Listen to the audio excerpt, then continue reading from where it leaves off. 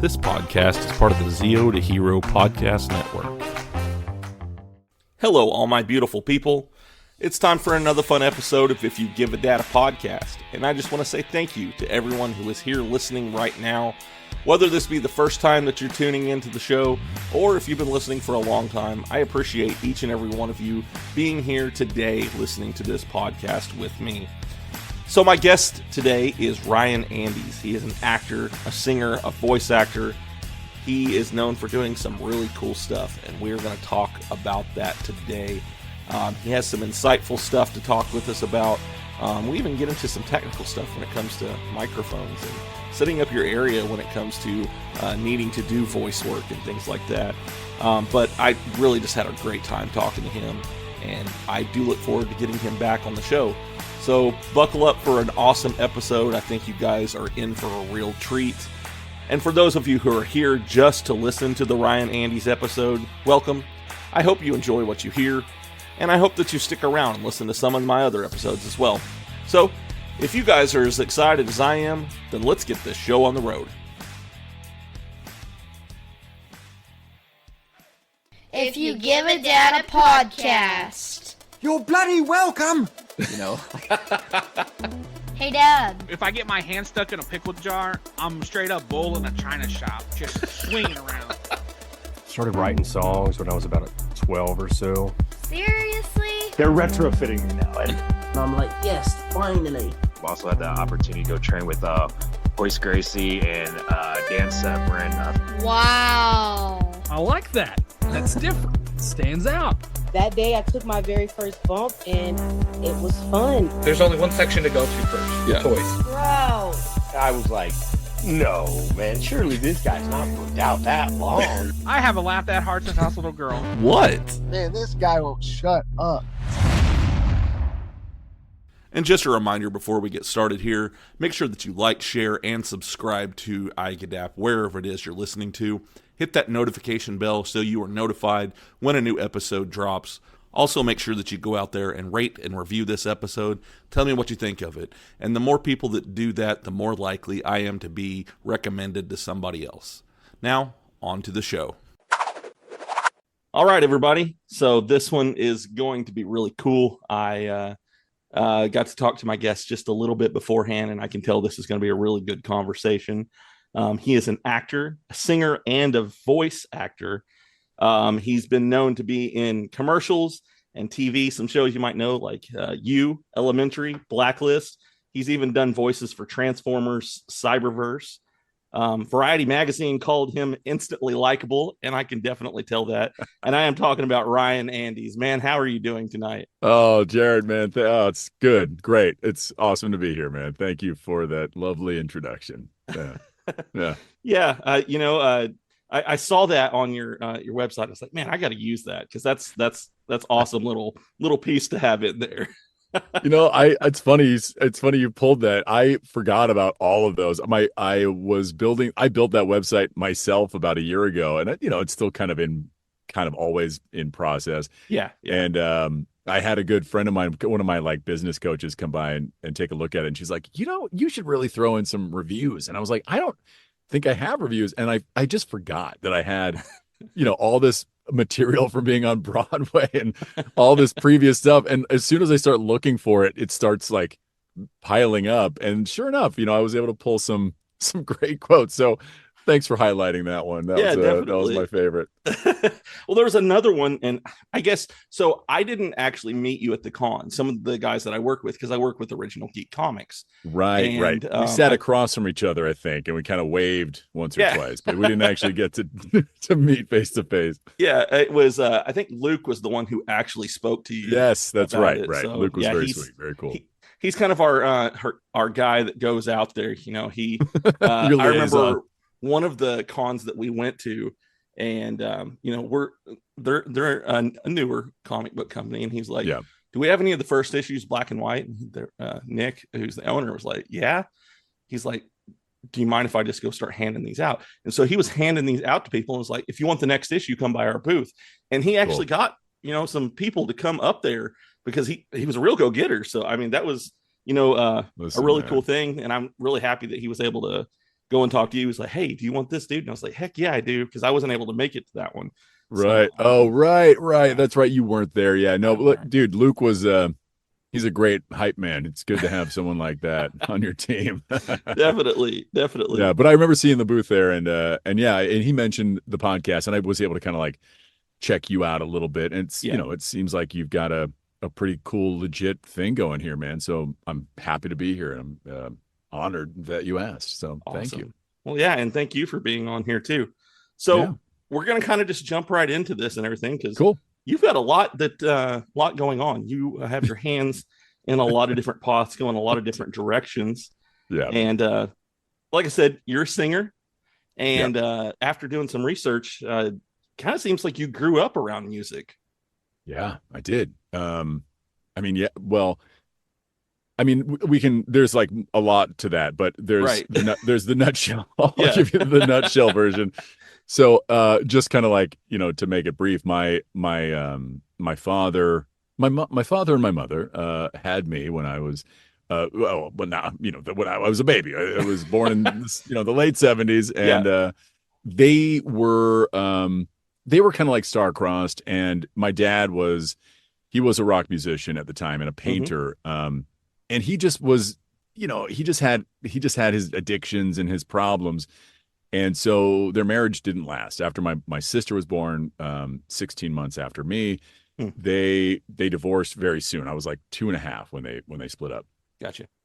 So the reason why that's important is because, I grew up in California with my mom, and only got to see my dad on the weekends. Right. But, it made it so that that time with my father was really important. And he, what I remember was just being enamored by his talent. He was this amazing player, and he was known for his slide guitar, and he was just naturally gifted at this thing, man. And he played with some pretty, notable bands back in the late 60s, early 70s. The one that he was known for was a band called JoJo Gunn.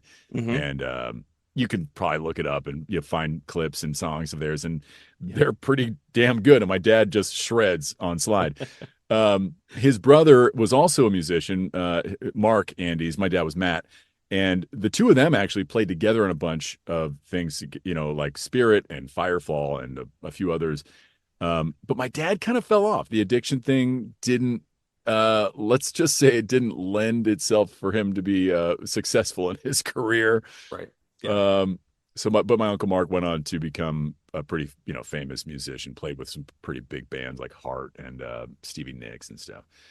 So that being said, I was exposed to music through my father, but then also through my uncle, who whenever one of his bands would come to town, like I remember going to see Heart when I was 9 years old. Oh, wow. My mom remarried. We moved to Philly, and they came to the Spectrum in Philly in like the late 80s. Yeah. And they picked me and my sister up in their limo. Oh, wow. And drove us through the fucking crowds to the Spectrum, and we got to hang backstage, and I met the Black Crowes. I don't even know who they were at the time, but I got to like hang with these rock stars, Yeah. And it was just such a formidable experience. It just stuck with me for so long, and it did compel me to get into music. I never was much of a player. My dad and my uncle had that talent. My grandfather was the singer. He was a Broadway talent, and I decided to follow that because that was the thing that I felt I was best at. Yeah. Well, I know it said that you were professionally trained when it came to singing. And does that go along with the Broadway side of it? I'm guessing. Totally. Right? Yeah. Yeah. So my journey was kind of, I started singing in, high school musicals, and, in choirs and stuff. And when I got to college I went to San Francisco State. I actually went there to study theater, and so I got into the theater department and started acting in plays and doing shows there. They didn't have a musical theater program, but what they did offer was classical opera. They had classical voice. Okay. And so about 2 years into the theater degree, I decided that I wanted to pursue music. And my grandfather was actually really instrumental, no pun intended, in that decision, just because he had such musical training and valued it so much. And so he kind of urged me to become a better musician by actually joining the music program at my school. Okay. So that's where I got my initial training. And so I started out as an opera singer, believe it or not. Which didn't stick. I got the degree and I went to Rome and sang there for about a year. Oh, wow. I know, dude. It was a wild, kind of couple of early 20s adventures, graduating with an opera degree and then going to Rome to sing for a while. They're almost like rock stars for people in that area, aren't they? Kind people of. who sing the opera, it's a big deal. Dude, I am so glad you said that because you're right. And I didn't know how big of a deal it was until I got over there. And it was so wild to me to be singing, the show that I performed there was the Magic Flute, which is widely known, except that it's so widely known there that people in the audience were mouthing the words as we were singing. Wow. Right? Like, that's how well they know this stuff. We don't do that here. That's not part of our culture. It goes back centuries for them. And, they grow up listening to this stuff. So, so it very much had a different effect on my approach to it. And I realized, I think, while I was there, that it wasn't for me. That I did love it, but I didn't love it enough to be all consumed by it, which is what opera requires of you. Yeah. To be successful. You have to just own it all the time and do nothing but sleep, breathe, shit, eat opera. Yep. And I just wasn't built for that, man. I get that. Yeah. Yeah. So, you've got to go what works with you. You can do it, but you've got to find where your passion truly lies. Totally. Yeah. Exactly. Yeah. I just have to know, did you have some experience with classical music to know about opera? Is that something you have in your background? So the only thing I know about it is what I found on my own. I was raised around music. Completely different story. I'm a pastor's son of my dad pastors a Pentecostal church. Yeah. And so I grew up playing different instruments and stuff. And then, I did band in high school, which led me into classical music, that I played French horn. And so that kind of made it to where I had an appreciation for it. And it just kind of grew from there. And I kind of just found the stuff on my own because what I grew up listening to was Southern gospel music. And that's completely different than any of that. So anything that I know about it is just from my own discovering it, I guess you could say. Yeah. Yeah. Well, it's actually kind of cool that you mentioned that because a lot of the singers that I met who got into opera, American singers, were usually they were singers in church first. They had their first contact with classical music because of church. Yeah. And they were fantastic singers and really great musicians. So I learned an appreciation for the tradition that that having a liturgical background has for musicians. Yeah. It's I don't know. My mom, I think, is where I get that from, the wanting to know other kinds of music and stuff, because she was always one that my dad was very much like, you do this kind of music, this is what we do. But my mom, I think she had more of a she cultured herself a little bit more on music, I believe. So that's kind of where it comes from for me. That's cool. Yeah. Do you still play now? I do. I still play a little bit. I got a couple instruments. It's been a minute since I've actually picked up anything because this podcast and everything else I have going on. Yeah, dude, I know. Just it gets away from me. I've got 2 teenagers now. So wow. Yeah. Okay, that's a handful, I'm sure. Right. One's in band, one's in choir. So so you're keeping the tradition alive. I love that. Oh yeah. That's great. It's important. I think for me, music, it's therapeutic. So, it's very important to keep that. And they've always known that with me is, music is important. Yeah, exactly. Yeah. Well, and, I think the cool thing for me that I learned about music too was just how much of a communal art form it is. Right. That it requires interdependence. You Mm-hmm. can do it alone, but especially when you're raised in the church, or singing in choirs, or playing in bands, you understand how your single part is just part of a greater whole. And I think that does something for your life lessons in some ways. It's a great part of I think someone's development. Definitely. Yeah. Super cool, man. Congrats on teenagers. I'm going to mention it now just because you mentioned kids. My wife is just entering her second trimester of our very first. So, well, congratulations. Thank you. I actually saw that, and I was going to congratulate you on that. I appreciate that. Thank you very much. We're like finally able to talk about it. We've been kind of it's been under the hat now for months. I'm sure you know how that goes. Definitely. But we got our big appointment done, and we got all the green lights, and everything is looking good. So that's good. So I'm finally able to very excitedly tell people. It's like having a present that you get to open every day. Yeah, definitely. So cool. I will say this: being a dad is probably one of the best things that ever happened to. I mean, my show is called "If You Give a Dad a Podcast." Yeah, of course. It's totally. important to me, and I feel like kind of placed on this earth to be a dad. Cool. So, man, whenever I see somebody who is joining fatherhood, it always excites me, because that's awesome. You're in for a treat. There are things that are gonna, things happen. It's just the way it goes. But in the end, you feel fulfilled. Like seeing my kids grow is like makes me so proud.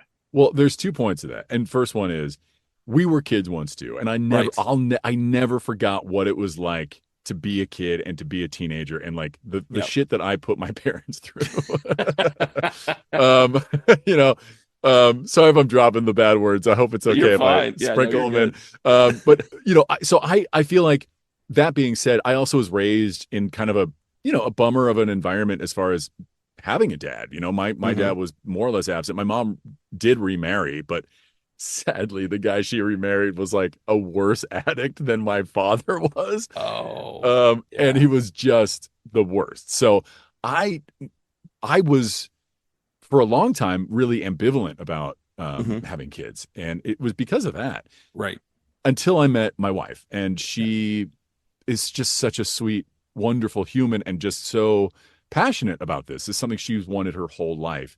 Yeah. And she has very, let's just say, steadfastly convinced me that that I will be a good dad. And I do believe that. I think that this is my chance to redeem my parents in a way from the lack that they weren't able to provide. I can now make up for that by providing, fatherhood for my kid in a great way. Yeah. So that is encouraging to me, and I'm excited. It makes me really excited. Definitely. Yeah. I'm excited for you. Thanks, buddy. Thanks, man. Listen, we're just starting our journey. You're almost done, dude. You're so about to hit the off ramp. Yeah. So I was talking to a guy at work today, and I was like, both my kids, when they graduate high school, I'll only be 41. So I'm like, man, I'm still young. I said, I'm going to take the wife on a booze cruise or something. Hell yes. There is something to that. And I have friends who have done the same thing. Some of my dearest friends have teenagers that are like about to exit the nest. Yeah. And, for the longest time, I was kind of not, I was envious of that, but I really think, and I just kind of like sort of, let's just say I'm kind of following sort of the path, as in like, I'm allowing sort of a higher power to take the wheel here on this one. Right. You know what I mean? In that, like, I'm feeling like I'm exactly where I should be time-wise. Right. For having a kid, because I had to give the time early on to my career. I had to give that time to get me to a place where I could sustain myself as an artist. Those things were important enough to me to postpone this, and for me to come to the realization that I could be a father. And I think I'm just grateful that it didn't happen too soon, and that I really firmly believe that for all of us, most of the time it happens when it's supposed to, and this feels right for me. Yeah, I am a very big firm believer in, when things are meant to happen, you can't stop them from happening, but it's whenever they're not supposed to and you try to make them happen, that's when it's hard. Things happen on their own time when they're supposed to happen. I truly believe that. Spoken like a true dad. Yeah. A little bit of practice here. Some good words of wisdom there, pal. I'm going to write those down. Love it. Oh man. I can sit here and talk about my kids all night. That could be a whole episode. I've actually had them on the show. So that's cool. Yeah. I'm actually, so I haven't told anybody this, but so you're the first one to hear this, but okay. I'm actually thinking about doing like a end of year review and having them come on at the end of the year to kind of go over everything that's going on with them and everything like that. That's cool. Because I mean, they're That's getting great. older, and it's a way to kind of document, life for them. Yeah, I love that. I think there's such a cool thing to me about the what we have available now to record our lives, and especially to integrate them into something that you've obviously built, so spent so much time building, and so much that you so much care about. Mm-hmm. It's such a great way to instill in them a spark of your passion, and that carries over, man. I think it gives them an opportunity to learn, to get some feedback of their own, and to like potentially pick up the mantle, give a teenager a podcast. There you go. See what happens, But I love that, man. There's a really cool thing called StoryCorps, which I'm sure you're familiar with, which is this wonderful way of people just telling stories about their lives, and they go into the archives at the Library of Congress, and it's just fascinating to me that that our stories are so important, and man, I just think it's such a great way to document our experience by talking to each other. It's just awesome. Yeah. Well, and coming up, one of the points you brought up there about the teenagers and stuff and them wanting to be a part of this, I've started seeing signs of it. My daughters actually showed a few interests in wanting to do more on the show. Cool. And my son told me the other day, he was like, "Hey, need somebody to edit your show, let me know. I think I know how to do it." Nice. So I was like, okay, because I'm doing all of this on my own. So I'm like, man, if they could help me out a little bit, that's cool, dude. But those are great skills, man. I'm a firm believer, and this is something we can, maybe segue into, but like, I've spent my entire life collecting skills, and I really believe that every one of the skills that I have learned will serve me or has served me in a productive and positive way. Yeah. And, getting people like teenagers familiar with editing software and recording devices and giving them a chance to learn from what you do it's just setting them up for the ability to continue to learn on their own, Definitely. Yeah. But I really feel like things like editing and this stuff is super important for like next gen type stuff, right? It's that interface that familiarity with our technology that I think is going to make ourselves and our kids better going forward. Yeah. I totally agree with you there. Yeah. So segueing off of that, there is, you said, you've learned a lot of different skills, and there's one of them that popped out to me, and I really want to talk about this because it interests me a lot. And that's the finely wrought, the leather and metalwork and stuff. Yeah. Can you kind of talk about that and tell me how that started and what all different kind of stuff you do with that? Yeah. I mean, it's quite a genesis, this one. I mean, it really started with my dad, because he was a craftsman as well. Okay. On top of being a musician, his whole thing was he just had this ability to do whatever he wanted, as in like when he decided, say, he wanted to build furniture or make a painting or do wood inlay or whatever. I mean, he had this unbelievable capacity to take on a new thing and then do it at like professional level. He was just is still around. So Yeah. He doesn't do this stuff anymore, but he was just that gifted in that way. Right. And so I got this wonderful experience of learning not his skills, but watching him disseminate his skills, as in take on a project, understand it, put it together, and then either sell it or do his thing with it. And it made the process of doing things much less mysterious to me. Right.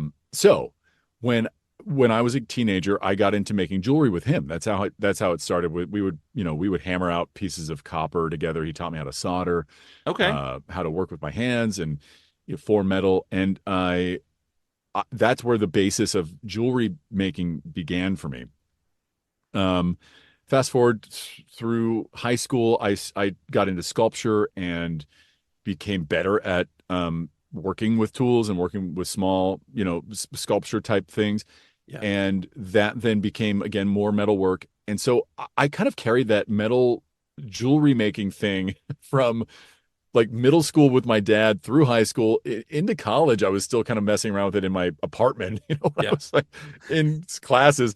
And then when I got to New York, I sadly lost all of my tools when I moved. Somehow they either got stolen or they got lost. Oh no.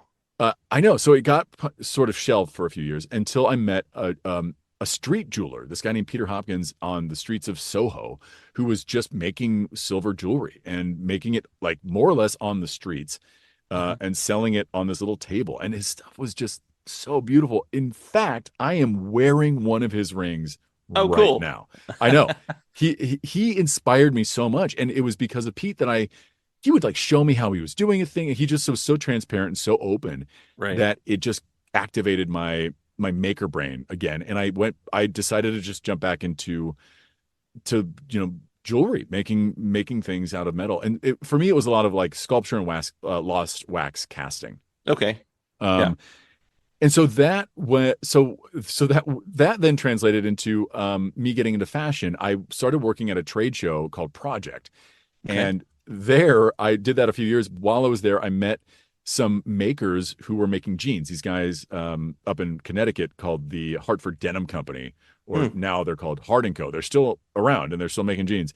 Okay. And they were like these woodland, like wood elves. These guys they were like carving jeans out of tree bark and shit. You know what I mean? Like, oh wow, okay. like everything was fully handmade and like completely off beyond a pattern that I'd ever seen. Like nothing like it, right?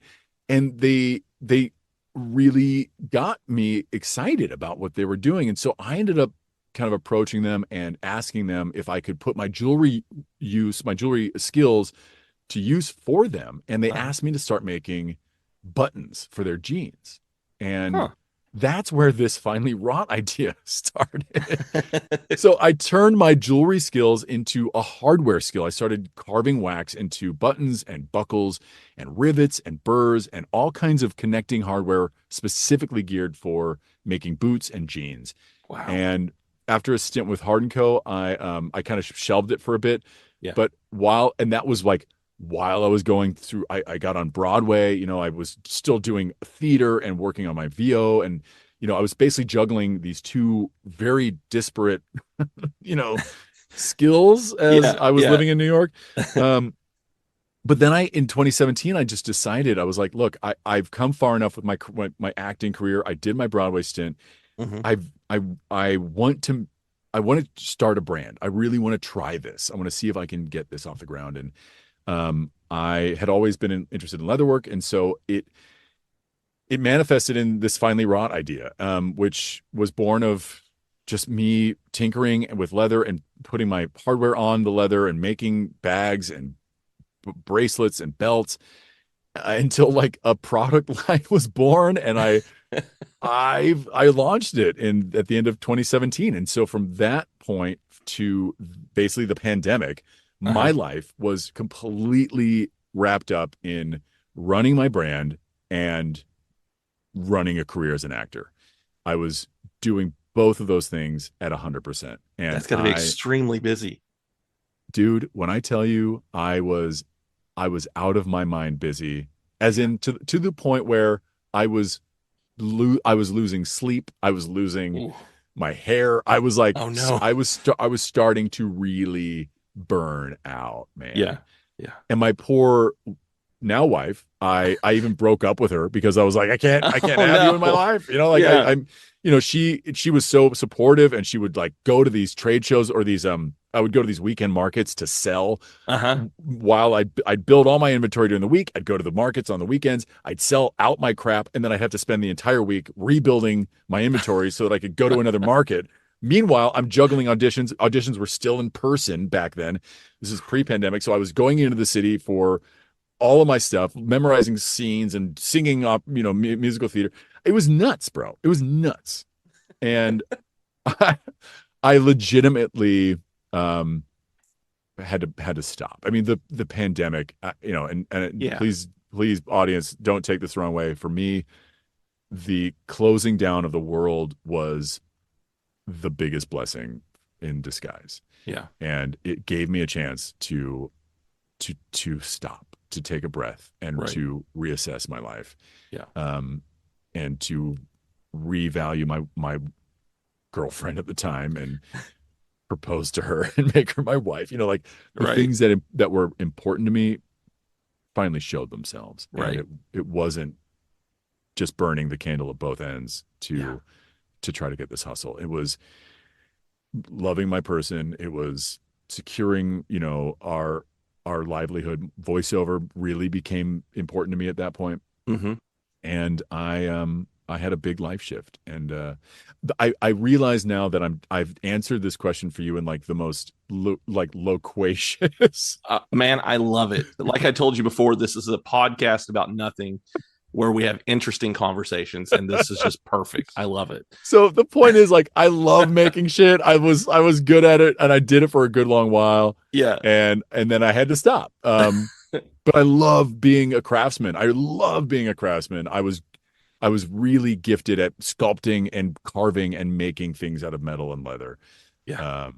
Do you do it at all anymore, or is that completely done with now? No, it's not done. I still get commissions for custom jewelry. So the other part of the business that I think was actually the world telling me, the universe, higher power, whatever, telling me that this was the direction I was meant to go. The brand, when I launched it, it had, and it, you know, there's still a Instagram page and a website that I don't really mess with them as much. But when you look at those things, what most people did, and what I think, you know, most people will do, is see that it's a leatherworking page, right? Yeah.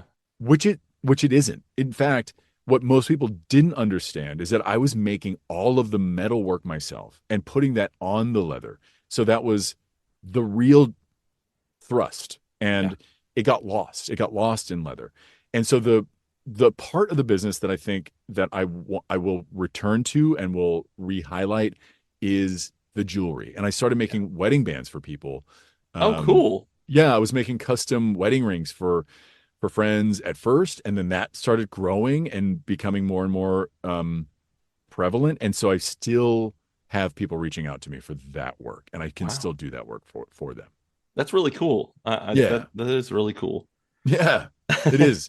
It was, I think, again, the universe telling me that like the metal was the way. Yeah. You know? Even though I do love making things out of leather, I think when I do revisit this, which I intend to do, now that I have moved out of the city and I have a workshop that I can actually manufacture and properly, I do intend to relaunch it at some point in the near future. Okay. Yeah.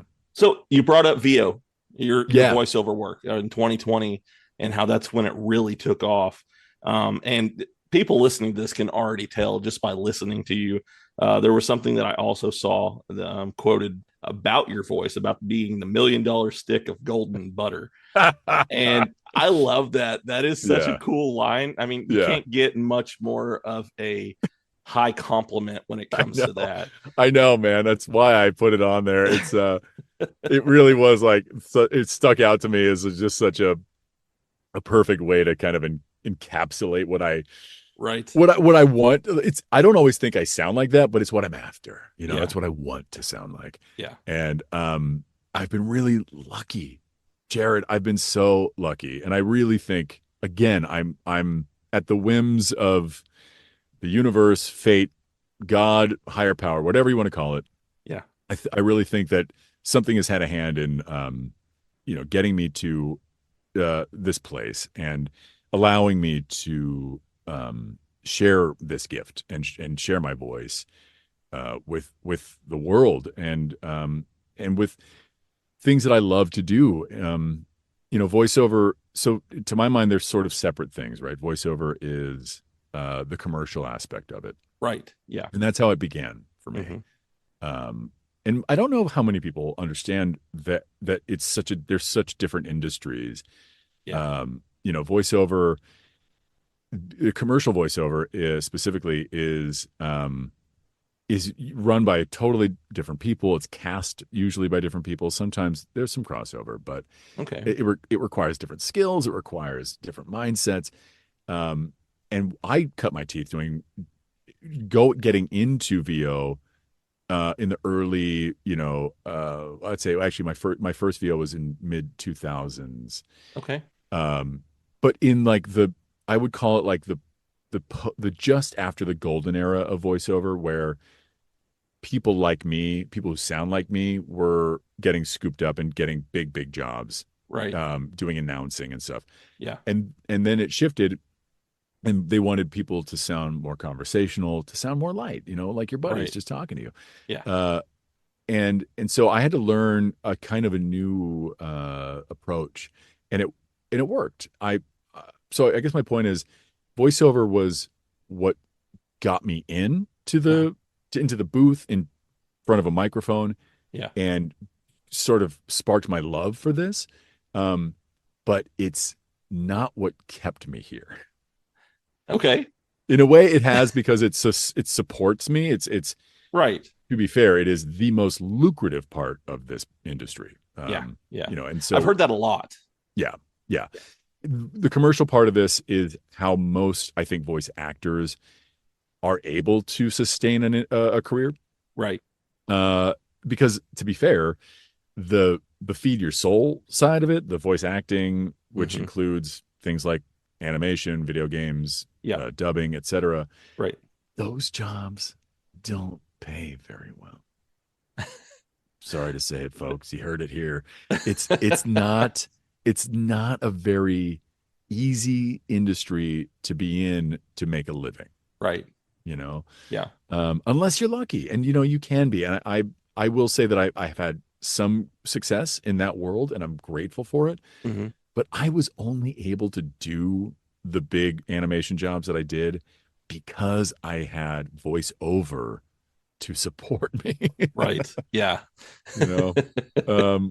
Which is, I think that's a good reality for people to face. I really do. I think it's important that folks out there who are looking to get into this business approach it from very many angles, right? You really have to shore up and hone your many skills behind the mic. Right. And the number one on that list is commercial voiceover, without a doubt. Yeah. And you've done it for a lot of different companies too. I was Yeah. looking at your list, and you've tons done really well with that. I have. I know. And I will say some of that is just being blessed with this voice. Like my grandfather had this beautiful voice. I was gifted with this thing. I think that has helped me, but I really believe, honestly, and I say this, I started teaching recently, and I love it. I love teaching. Okay. Mostly to teenagers, actually, who are like just brand new to this. Yeah. But the thing that I highlight, that I really focus on, and one of the most important parts, I think, for anybody getting into voiceover or voice acting, really, is to be a good actor.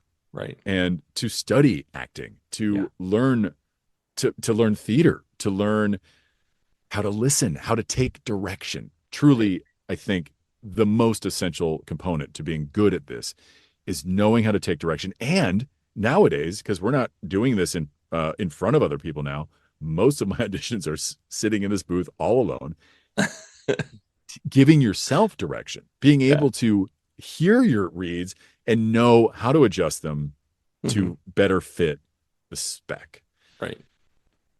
Man, it's hard. It's hard. It's hard out there. I actually had recently another guy. His name's Patrick Mealy, and he has done a bunch of commercial work and stuff like that as well. Cool. And there was something that he had on his website that I'd never heard of. I didn't know that people did this. And I know on yours you have like the list of everything that's like when it comes to your booth, you know. Oh yeah, your specs. Yeah. He had a video on there, and it was pretty much he was giving different sounds. Like, this is how my booth sounds, you know. There's the quiet side, you know, and interesting, like that. And he was like, well, here is a level 1 yell, here's a level 2 yell, you know. And he did different types of voices as well, and you know, and then but let them actually hear how it sounded where he's at. And I thought that was a really interesting way of going about it, because I'd never seen anybody else who had done something like that. Jared, that's the first time I've heard of anything like that. And you know, I get it. I do. I think because what we're doing now in this sort of new era of voiceover and voice acting, when we send auditions from our booth or our space, whatever it is, we are not just we're not just auditioning the material. We are generally auditioning our space and our setup as well. Right. So I get it. It makes sense to do that. I think people want to know that when they hire you, your space is capable of handling all kinds of the intricacies that voiceover and voice acting require. Right. My only thought there is, for my money, and this would be the only thing I would say, kind of as a, not a pushback, but just sort of like maybe that's why I don't do it, is that I'm so confident in my space. I've spent so much thought and time and effort in building this space that I know it can handle all of those things. Yeah. And I wouldn't be doing this if I didn't know that deeply. Right. Right. So I guess my thought is like, I don't need to show that, because it's kind of a given. Yeah. In my mind. Yeah. No, I get that. Yeah. That definitely makes sense. Yeah. I'm still working on my space, as you'd call it. Oh, sure. I do this from my garage, actually. And, nice. I'm in my garage too, in fact. Are you really? Okay. So, I've got, you know, I kind of want to just trying to get off the ground type of route. And so, you know, I've got things in here because obviously, like I said, it's a garage. It's you know, it's a 20 by 22 garage. And so there's, you know, going to echo, you know, and so I got a rug for underneath my desk and everything, you know, and I've got stuff to kind of absorb the sound.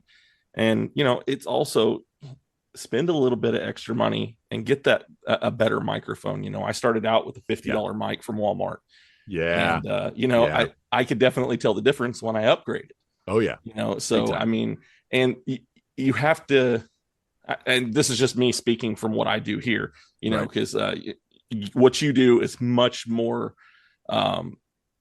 intricate when it comes to needing things to sound a certain way, and everything. But yeah, I can tell a difference. And you know, I'm sure that whenever you put in that extra effort, you know, they can tell that, like you were saying, you know, you have confidence in your room because you know, you've put all that extra effort into making sure that it's exactly the way you want it. Well, you know, my thinking about that is, if I'm going to do this professionally, which I do, I'm going to put my work out at the highest possible level that I can. Yeah. As in, I don't want any other factor besides my reads to be what gets me the job. Right. You know, I don't want them to hear glitches or bouncing or anything that could potentially hinder me getting that job. Yeah. And that's also kind of how I think it's also really good for your reputation. I'm so good at this now, and again, you know, I'm not saying that to toot my horn. I'm just speaking from a place of confidence. It's, you know, this is where I've been. This is what I've done for so long now. Yeah. That I know, and I know my agents know that there's a certain level of quality that will always come from my reads. Yeah. And so I think it just makes it so that they know that I'm consistent and that I'm reliable. And when they send me stuff, that what I'm going to send back to them is at the highest possible level. Right. Right. And listen, for what you're doing, I and someone who's an audiophile am always listening to the sounds of a person's room. It's weird. It's something that it happens when you become obsessed with this shit. Yeah. But you start to become very focused on audio quality, audio. Yes. Again, the room sounds. Yeah. And from what I can tell, you're doing pretty damn good, dude. It sounds really great. Yeah. Thank you. Yeah. I mean, obviously there's always improvements, but man, right. you're the level you're at right now, you're at a point where I can listen to you and not think about it. You know what I mean? Yeah. Yeah. Well, that's good. That's a good compliment. I really appreciate that because, I kind of pride myself on trying to keep it like that. And, it does get difficult out here sometimes. I have neighbors who drive diesel trucks and they come home later in the evening. And I've learned how to use this mute button on my microphone to make sure that I don't pick that stuff up, Right on. You've got to do little things. I've kind of timed it to where I know when they're going to be home and I know when I'm going to have to cut in and out with my microphone. So. Right. Yeah. Yeah. Listen, and there's like software that can help with that stuff too, man. You can put a gate on it, but I think the more, for at least the professional stuff, the less messed with your files are, the less messed with your audio is, the better it will sound. And a lot of people don't realize that. I had so many friends who would ask me why their audio was weird.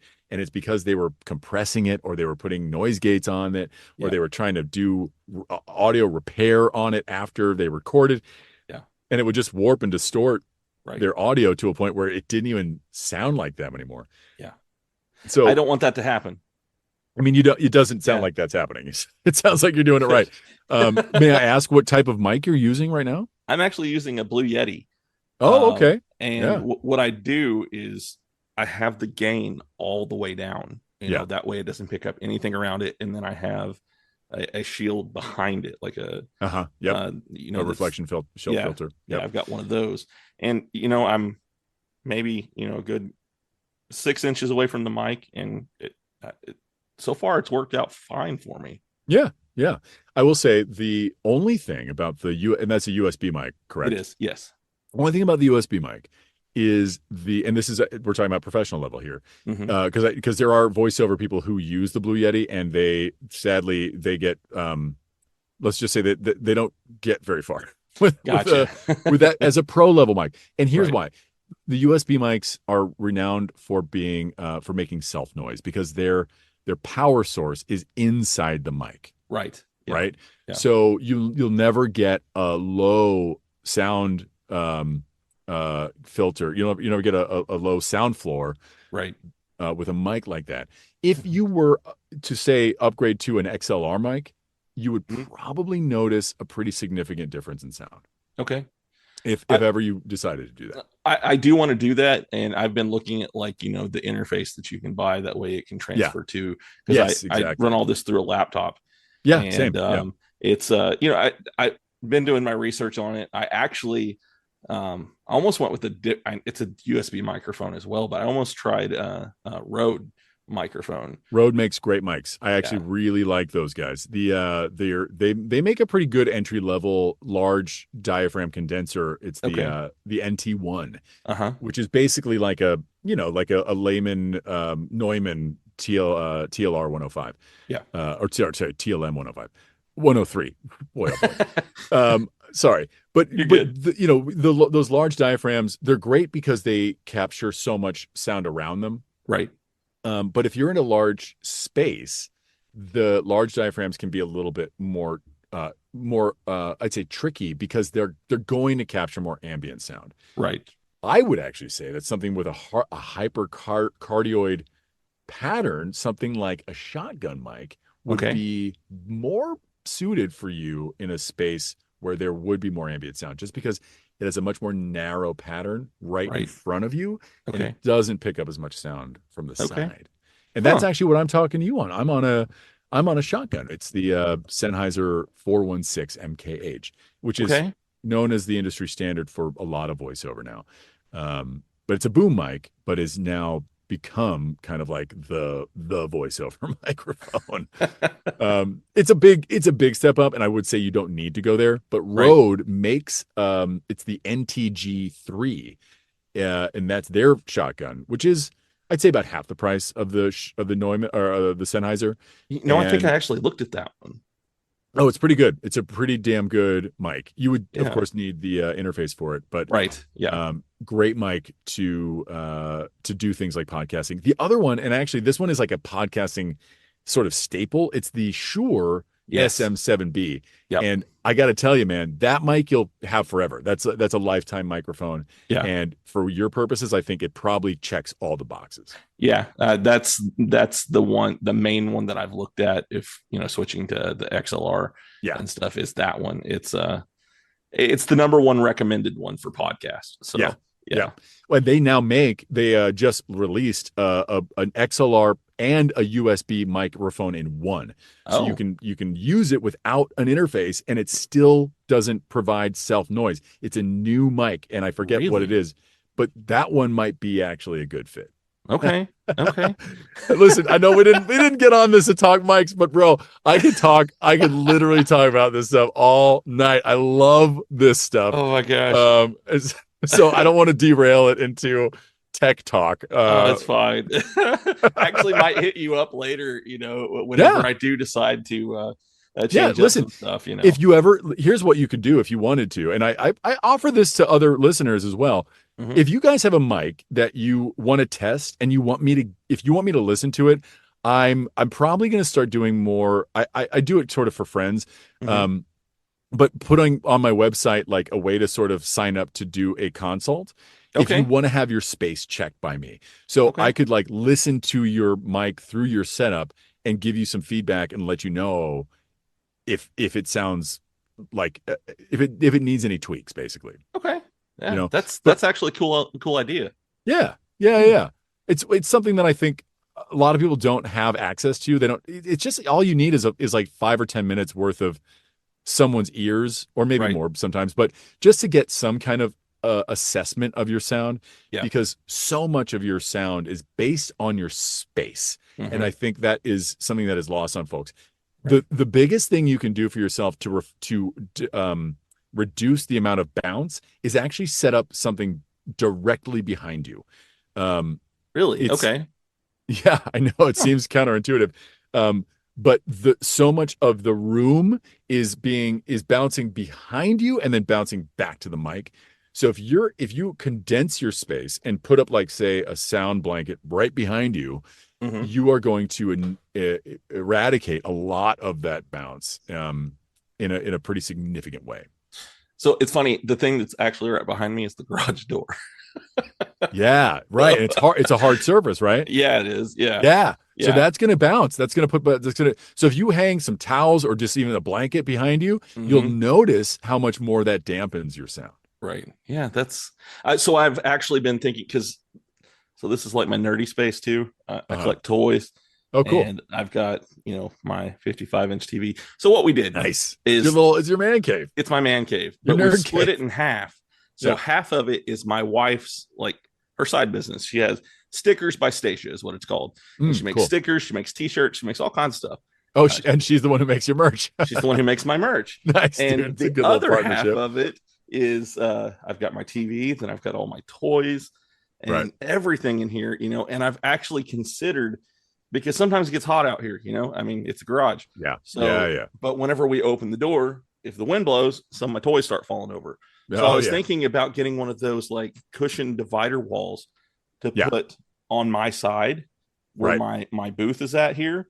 And that way I do have something that kind of cushions that sound a little bit more, because you can get the ones that have like their fabric on them.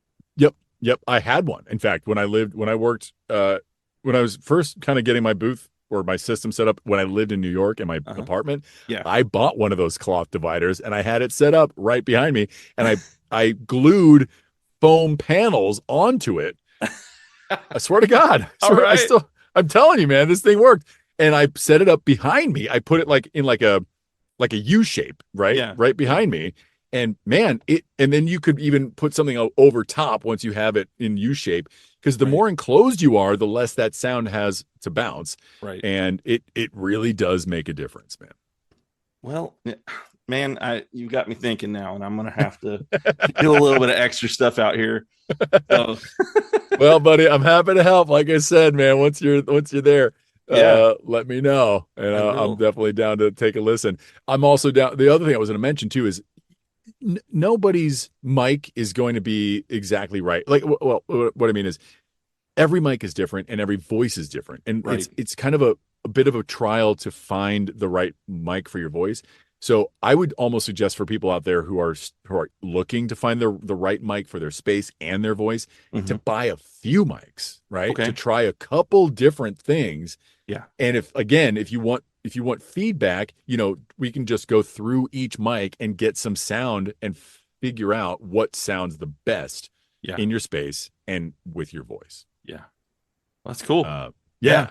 I like it. Good stuff, dude. All right. So yeah. What else we got? So there was one thing you were talking about. We've been talking about, the commercial voiceover and everything. Yeah. It's funny. I've never seen a commercial for this group until I looked at your page. Oh. And I've always seen them everywhere, and I didn't know how to pronounce their name until I saw your commercial for them. And that's the Saya trucking. Yeah. I was like, how do you say that? I never knew. And then I heard just like, oh, okay, there we go. I see it now. So you've done all kinds of different commercials, and those are all the ones that are on your website are all ones that are currently running online, right? They are. Yeah. The ones on my homepage. Yes. Yeah. Those are all running. And I've got some on camera commercials that are actually running right now as well. Oh, wow. Okay. Yeah. So that's the other part of it that I do is I still do acting on the camera, but only for commercials. And so the one that I think is actually they're about to renew is the one for Sling TV. That's a funny one. Yeah, that was great. I mean, most of that was improv, which was so, doing spots like that with the director. It actually was the guy who directed Portlandia, John. It's going to annoy me not knowing his last name, but John, John. Yeah, John. Old John, right. Super cool guy. Really, really actor friendly, and his whole vibe on set was like to let us play and to like give us prompts and to like just to get us to just make something new out of the script. And the last take we did was the take that we kept at the very end, which was you have no idea, right? Yeah. And he was like, just try this, just say no, you have no idea, and see how it comes out. And Hannah was my partner in that. She was just so great, and so like we just played with it and it kind of improvised with it until we found it, and then we like, I remember that being like the final thing we did that day, and we both were like, that felt awesome, like we got it, and sure enough they used it. We didn't know what they would use, but that ended up being the chunk that they took for the spot, which is awesome. Yeah, I mean, but like, point is, I have those spots running. Saya is one of them for sure, and a bunch of others. I just recorded some more stuff for Trolley and for Kinder Bueno. Those are kind of ongoing campaigns. Yeah. And then I just giant worm. I'm a giant worm, the mama worm, which is just so weird. I've got a new campaign for Brightspeed about to come out where I play an internet troll. Okay. Which is always fun. And then I just booked a bunch of work for some new anime and some new cartoons. Oh, nothing sweet. huge, but I don't know if you guys are fans of Bread Barbershop, but I've been on that show now for a few seasons, and we just recorded some more for cool. the new season. And I can't tell you what this one is, but I did just book a role in a pretty awesome video game DLC that involves battle. Okay. All right. That's all I can say. Man. All right. Yeah. But let's just say it's really popular with tabletop gaming, and it's now a video game as well. Oh, cool. All right. Yeah. All right. Yeah. Well, you got my wheels turning then. Yeah. All right. Yeah. Once I can talk about it, I'll release it. I'll let you know. Okay. Yeah, that But works great. it's going to be a fun one. I get to be a bad guy, which I always love doing. So it's funny. I actually do. I have some friends that do their own stories and release them on YouTube. Cool. Nice. And I do some of the voice acting on there.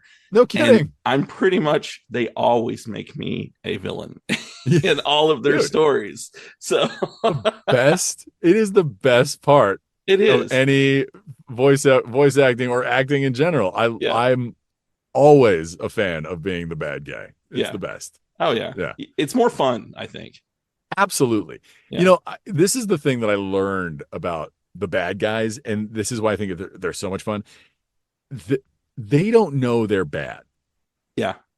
Right? Yep. They are the best bad guys. I learned this from one of my acting coaches. Oh my God. Why am I blanking on his name? It'll come to me in a minute. But his whole thing was that if you're a bad guy, you actually think you're good. You think that you're doing the right thing. You're just trying to push your view or values on the world, but you don't actually know. Yeah. Sometimes maybe that you're doing something bad. And to me, that's the most compelling. So I'm actually, like, right now I'm rereading the Injustice comics. Okay. And I don't know if you've read any of those, but it's pretty much Superman is decided that he is going to govern the world and stop all violence from happening. And in his mind, he's doing what's right. Well, Batman is seeing it as, this isn't right. You're taking people's free will away. And it goes exactly in line with you're saying, he believes that what he's doing is helping, Yeah. And it's the same way with any of them. The most believable bad guys and the best ones are always the one who there's a passion and there's a reason behind what they're doing, to where you almost, in a way, sometimes you're like, I hate to root against them, and I love those kind of bad guys. Me too. Absolutely. Exactly. Yep. When you have to, you're conflicted by who you should root for because their perspective kind of makes sense. Right. Yeah.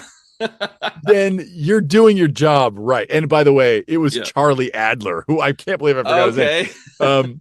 He's just like a legend in voiceover, but he's such a great coach. And I had this wonderful opportunity.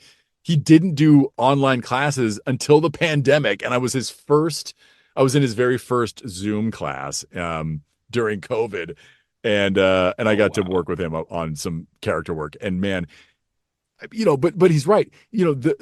The thing that is so, I think, easy, the biggest trap for voice actors when they're playing the bad guy is that sort of like hand-wringing, mustache twirling, cackling, tied to the railroad tracks kind of bad guy. Yeah. And it's just so stereotypical and so boring now. Nobody wants to hear that. So totally, man, the meat, the good stuff, the juice is in playing the bad guys. So right on, man. Props. I really feel that that's the reason why Dexter was such a hit. Totally. Yeah. Totally. Yeah. 1,000%. And even you, I mean, not to plug my show, but I didn't really even know what the show was about when I first got on it, but you Joe is awful, right? Yes. But there's a part of you that still wants him to win, dude. Yep. Because he gets to you. He's got that like thing that he does that gets you maybe thinking he's right, Yeah. Yes. It's wild. That show I had to watch in like segments. I had to take breaks from watching it because it's very much a psychological roller coaster watching that show. And so, man, but I do love that. I wanted to talk to you about that a little bit. Sure. Because you were it was a couple episodes that you were in. You were the PI. I was at the end of season 1. Yeah. that was wild, and it was when I was really getting after the TV and film stuff, and I think it was right around the time that I launched finally Wrought. Actually, Okay. there was actually a big moment there, but to kind of focus on that, what was wild to me is that show, when it was first filmed, it was for Lifetime. Really? Yes, when I I mean, booked that makes sense. It seems like something on Lifetime. Yeah. I Okay. mean, kinda. Except here's the thing: we shot that in the winter of 2017, right? Okay. December of 2017 is when I was on set for those 2 episodes. All right. And I remember, of course, hung with the writers, and we went to table reads and stuff. And the writers were very adamant about bringing my character back for season 2. I was one of the few who was going to transfer. Right. But then the world shifted. The things that I couldn't control got out of whack. And what ended up happening is the show was sold by Lifetime. Basically, once it was done, they realized that this show could not play on their network. Right. Yeah. And they decided to sell it to Netflix. Wow. So a little bit over a year after we shot it, they finally released it. And at that point, they had already started, filming season 2, and because Netflix picked it up, they basically canned everybody, and they moved the entire production to LA. So nobody except for Joe and I think 1 or 2 of the writers transferred with the show. Dang. So sadly, P.I. Ross was never seen again. Which is weird to me because they brought the show back to New York, I think, in the final season. I thought maybe they would call me and ask me to come back, but yeah, okay, they didn't. Well, I mean, and the thing was, it was a character that, at some points it kind of felt like he was one step ahead of him. I know. It would have been a good character to bring back. I thought so too, and I don't know. I mean, I asked my agents if they had heard or if they were going to reach out or anything. It just, there's no telling how the winds blow with this stuff. But it was a bummer, and it was one of the biggest roles that I had landed at that point. But here's what's funny is that I shot that, and then it got put on hold, right? So I started my business. I started doing Finally Wrought. I started doing markets. I basically kind of stopped auditioning for TV because I just was like, I'm not really booking as much, and I want to focus on this. Yeah. And then a year later, it aired, and that's when all of a sudden I got all this attention again. Yeah. And at that point, I was kind of already 1 foot out the door for TV. Yeah. So again, the fates had other things in mind for me, man. The universe, the higher powers, they decided beyond what I could fathom, and I just kind of followed the path, man. Man, I totally get that, and I'm very happy for you and where you're at, because I can tell just by talking to you, you sound very happy with where you are. Yeah. And thanks, so, it's, I appreciate that. That's really cool. That you've been able to do all of these cool things, and, it's worked out very well for you. And I'm just very happy. And like I said, you're going to be a dad, man. That's awesome. I know, dude. It's wild. And it's definitely put me into an existential, not crisis, but definitely mindset,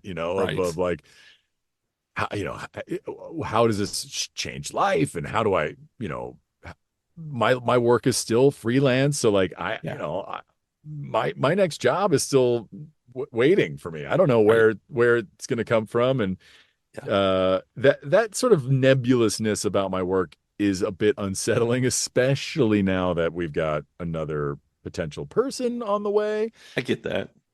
So I'm starting to be a little more thoughtful, I think, about how I move forward in this business and what my future goals look like. And it could mean leaning further into voice acting and getting my feet into some pools in LA, but that's a lot of work, man. It's a lot of effort. Yeah.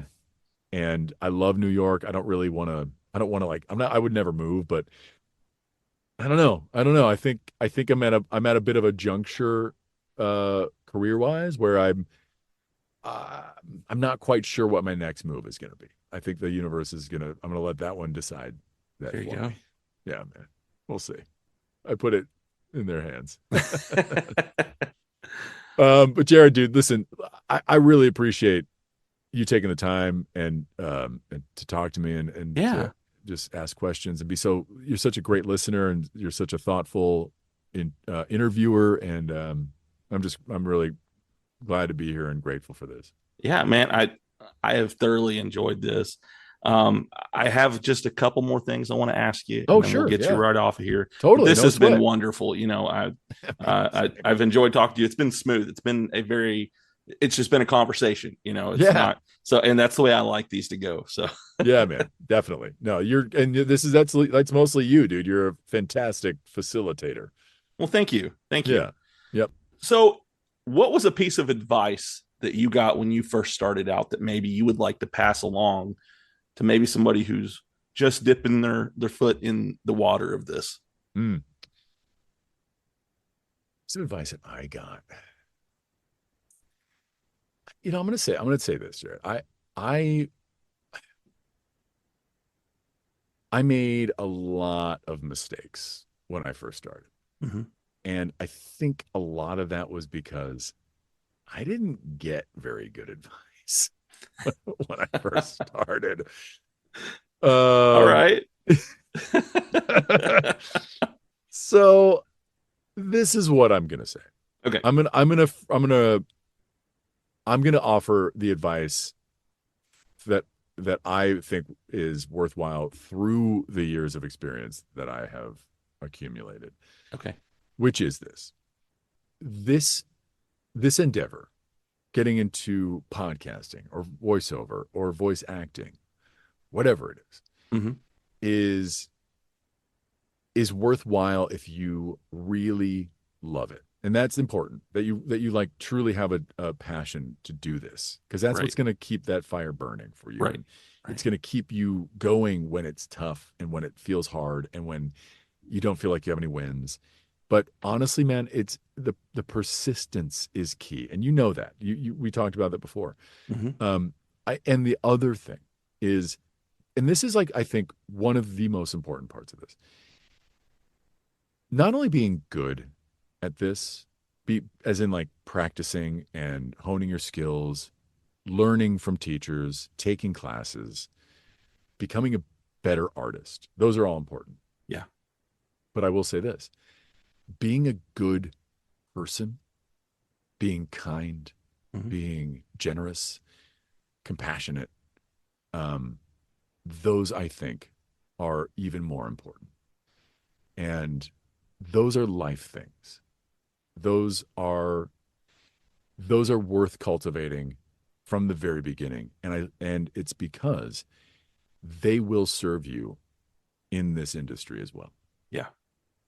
I really, really believe that. People in this business, they don't want to work with shitheads or people who don't show up on time or don't care or don't have kindness or goodness in them.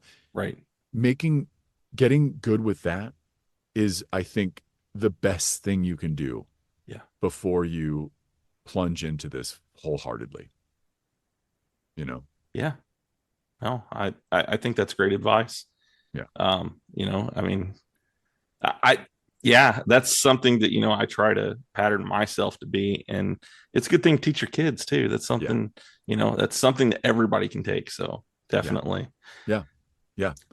And you'll notice, this is what I think is also true. The more of that you cultivate for yourself, mm-hmm. the more of that you draw to you as well. Right. Yep. Right.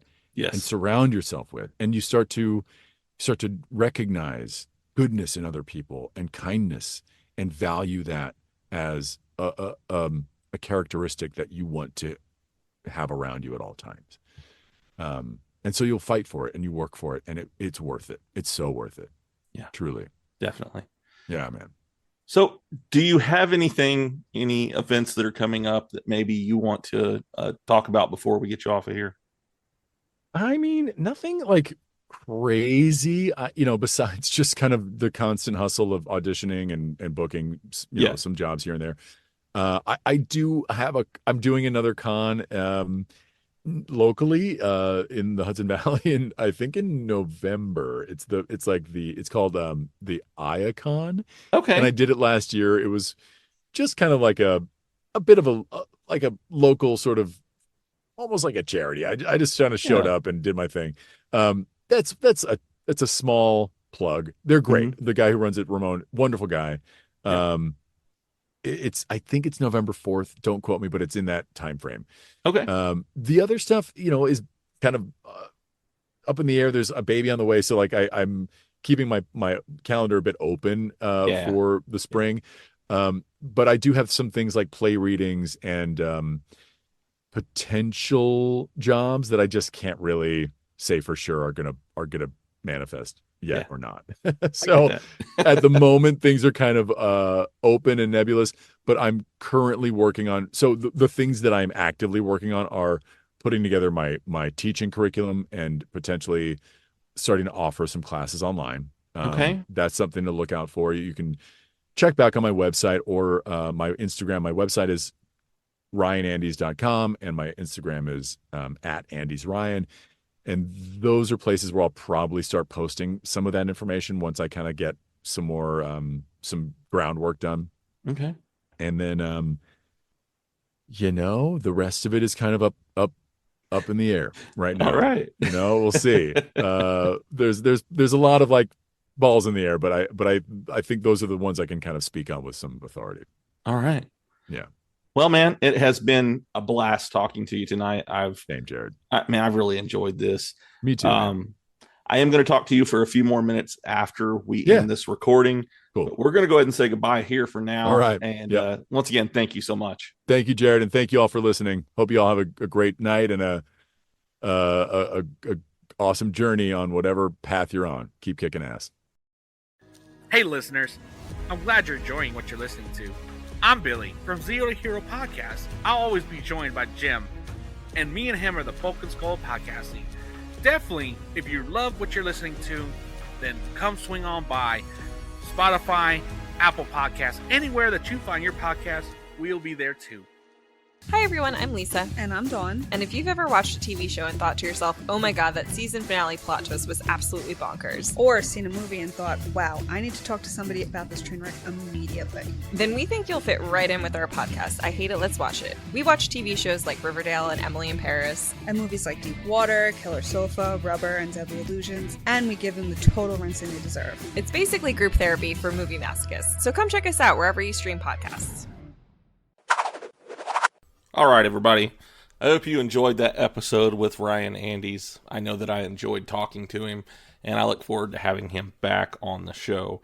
Look in my show notes if you want to find out more about him. I have his website tagged at the bottom of the description in my show notes. But yeah, great guy, awesome guest, and I can't wait to have him back. So next week's episode is going to be another banger of an episode, and it's going to be a lot of fun to present to you guys. I am definitely excited about it, and I have on Phil Hester next week. Some of you probably know him, especially my comic book people. He is known for doing Green Arrow and doing Gotham City Year One, and he is also one of the artists behind Invincible Universe.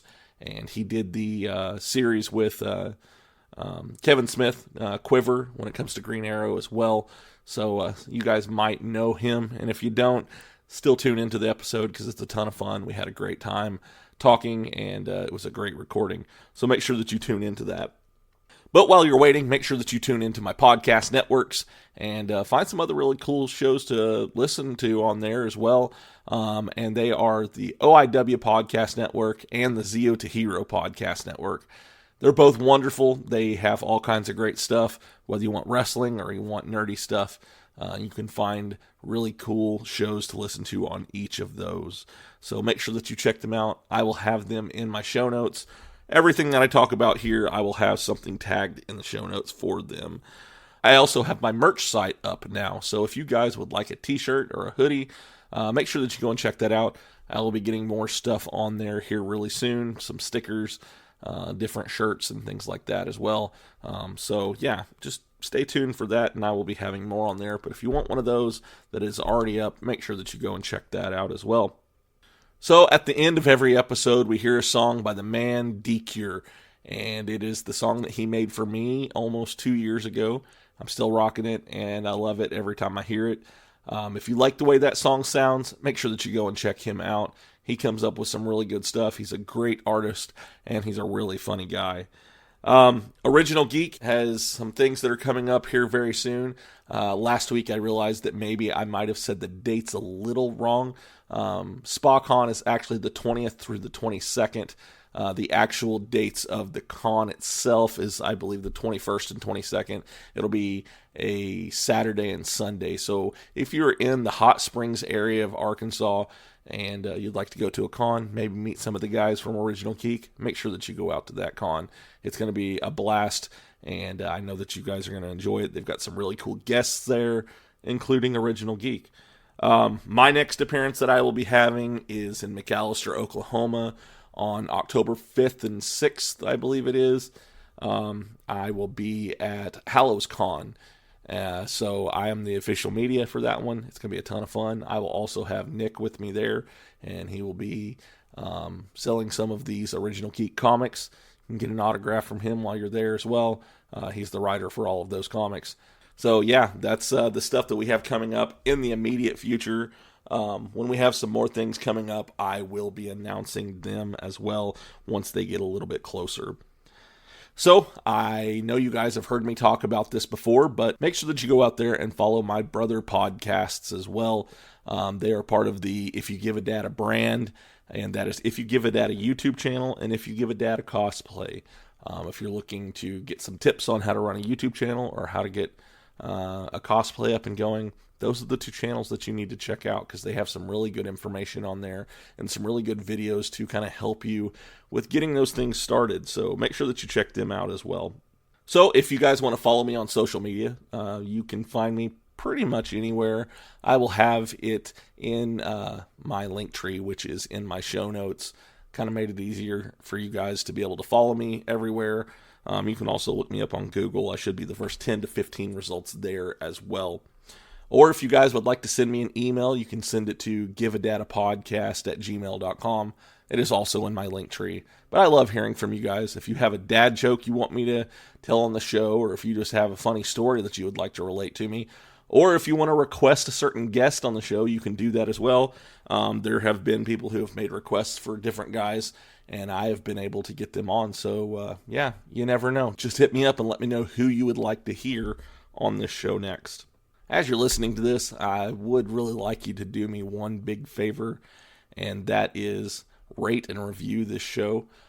Tell me what you think of it, whether you like it, whether you don't. Leave me a review. The more people that do that, the more likely I am to be recommended to more people, and I would love to see this show grow. Also, if this is your first time listening, make sure that you like, share, and subscribe to this podcast wherever it is you're listening. Make sure that you hit that notification bell. That way you are notified when a new episode of Ike Adapt drops. All right. So we have come to the end of another excellent episode of this podcast, If You Give a Dad a Podcast. And it is time for Billy's favorite part of the show, and that is Dad Joke of the Week. Did you hear they're making a Broadway production based off of the dictionary? It's a play on words. Seriously? Wow. You're done. All right. I love you guys. I hope you have a wonderful week, and I will see you next time. Bye.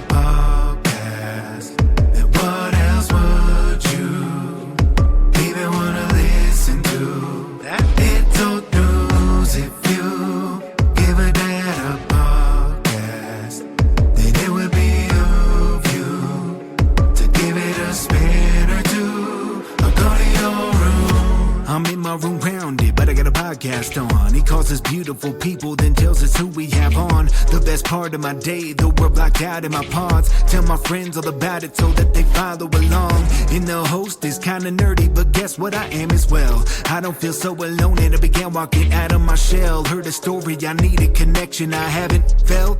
I'll be looking for the next one, till then farewell. It's the podcast for me.